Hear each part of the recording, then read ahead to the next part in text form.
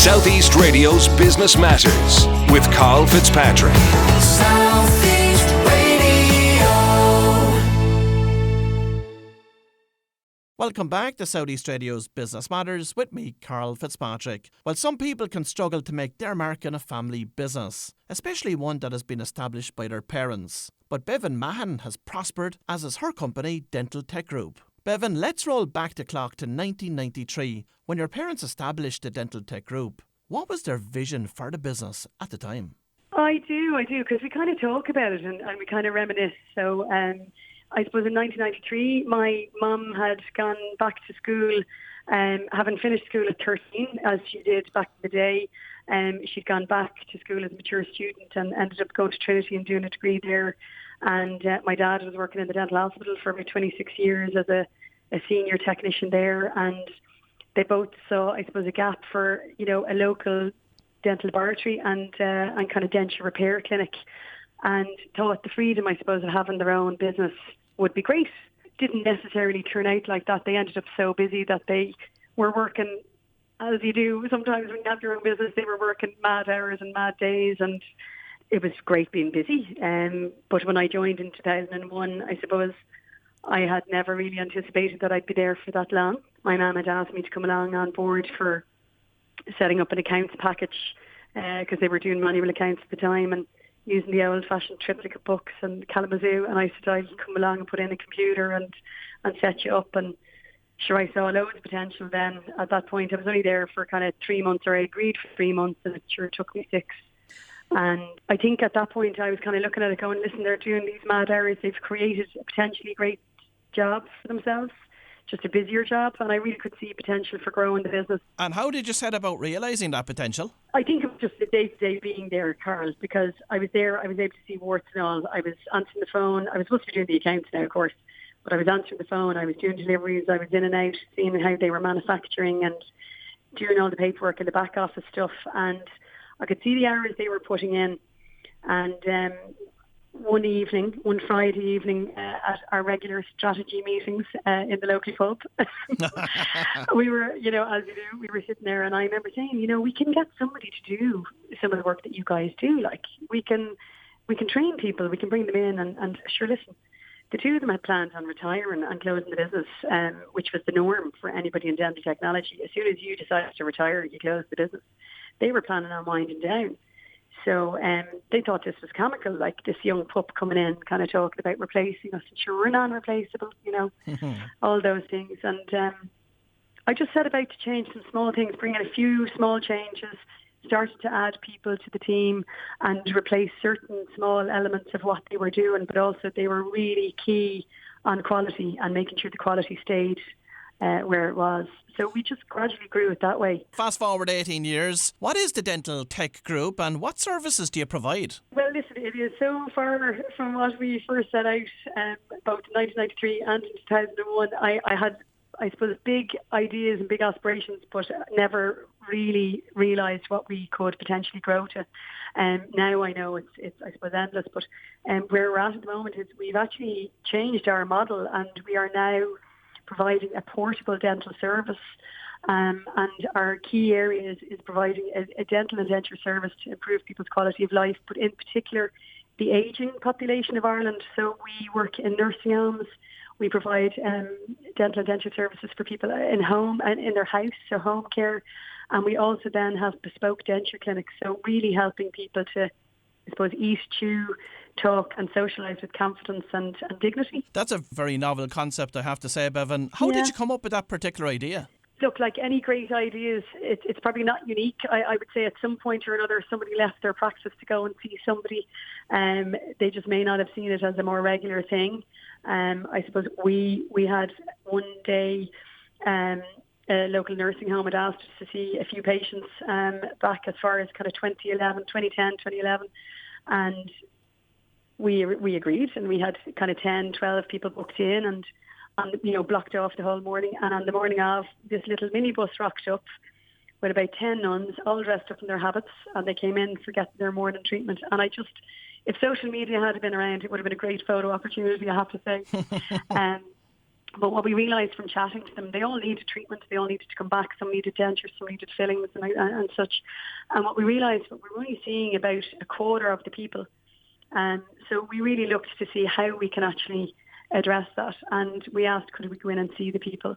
And that's really how it started. And I suppose if I could go back in time, maybe about 30 years, it wouldn't have been a new thing, because we would have had a situation before where my dad got a call. His denture specialist got a call from a nursing home to say we had a new nurse in, and she was asked to clean everybody's dentures, and she was doing a great job. She collected them all in a basin, washed them, and then realised she couldn't actually redistribute them because she didn't know who's belonged to who. So, and listen, it's not unique. So one of the things that we do, Carl, is when we make new dentures for people, we put the name of the patient into the denture. So no matter what, it can always be found by the right person and go back to the right place. That is important, I have to say. Now, the group really achieved scale when it secured more than 100 nursing homes as clients. Tell us about how you developed the relationships with these nursing homes and the services which are now provided to residents. Yeah, so look, we started, I suppose, really 2014 was kind of our kick-off where we started to really scale. And that mainly happened because we have a really great relationship working with the HSE. So while this is an area that is, I suppose, really overlooked, the HSE were keen, when they heard what we could do, they were keen to kind of support us.